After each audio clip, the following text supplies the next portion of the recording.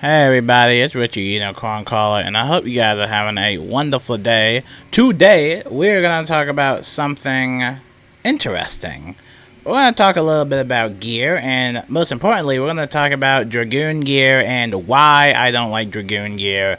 It is just too grindy. A lot of people don't even know about Dragoon gear in general. A lot of people don't even know about the Wizard City Underground in general. We're going to talk all about that today. I hope you guys are having a wonderful day. I'm just going to start speed running through some of these videos just because I want to get into the main point of the state of the game. Again, I'll be uploading that video a little bit later on. I'm still kind of working on it. I want to make these videos prior to that. It's kind of like Avengers, you watch all the Marvel movies, they eventually team up and stuff like that. Well, that's what I'm kind of doing for this. I'm trying to level up my videos, stack them all together, and then we can talk about the state of the game and ask if Wizard101 is truly dead.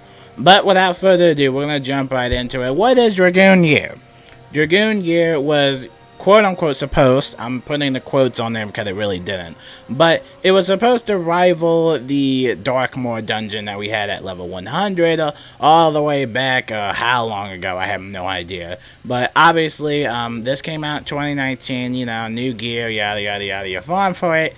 I didn't like the way that Dragoon gear was farmed for it. First of all, this world, or this particular area, a lot of people don't even know about. Some people might give up midway just because some of the bosses might be hard, especially for Renegade Druid and Devourer, so people might have not completed the quest.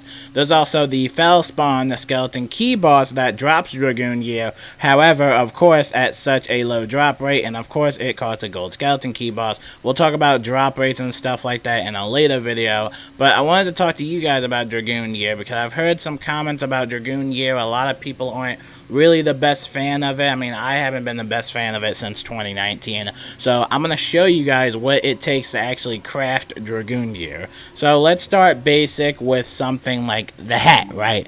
So let's go all the way to the hat right here. So I guess let's go Dragoon. Where is it? The life helmet. Is it? Wait, where's the life helmet? Wait, am I losing my marbles? Hold up. Wait, what? Where is the life one? Am I losing it? Hold up. Hold up. Here it is. Okay, I'm sorry. I'm so stupid. Okay, so this is the Dragoon's Vibrant Helmet.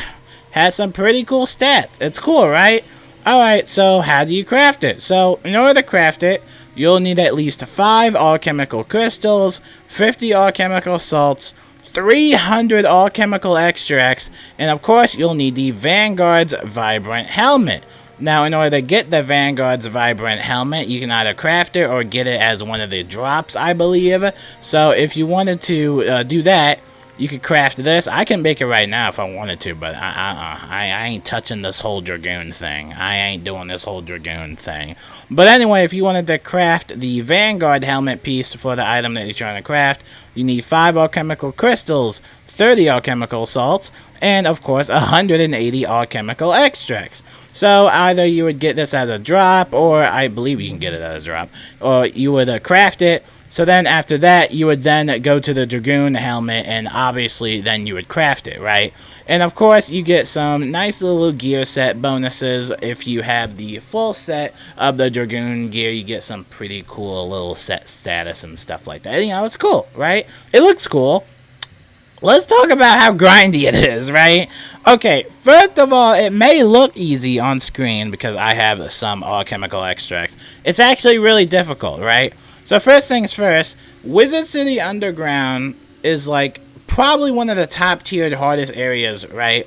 You usually see people coming down here to farm abandoned house and stuff like that. But this whole entire thing is a whole mess of a dungeon, right?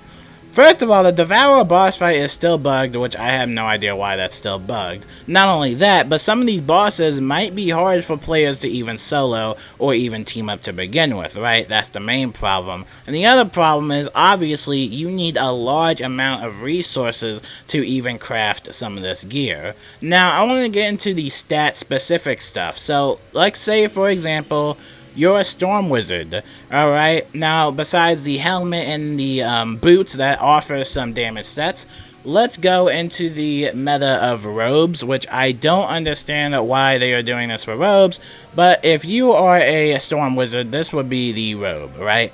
So you'll get a bunch of health, 11% pip chance, a bunch of like resist and stuff like that, 8% incoming, I believe, 17 shadow pip rating, 5% storm accuracy, 3% pierce, and that's pretty much it. And no, there was no damage stats with the Dragoon robes. There was no damage stats for any of the Dragoon robes. And this has been kind of my main problem, not just with Dragoon, but some of the future robes that we've been getting throughout the times. And it is my fear that hopefully in the future we get a little bit, maybe a damage robe here and there. But I don't know.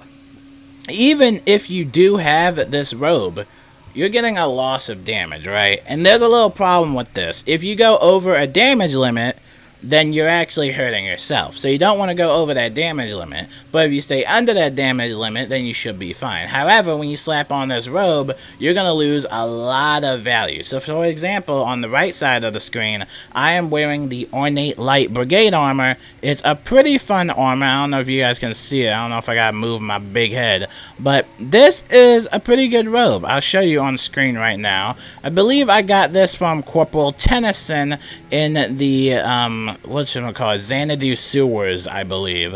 But it's a nice robe. It offers me some resist, some damage, and stuff like that. So what happens, so I'll show you my full damage set right here, right? And this is just with the robe piece. So here's my damage set, right? I'll show you my stats. It's obviously nothing good, but 153 damage.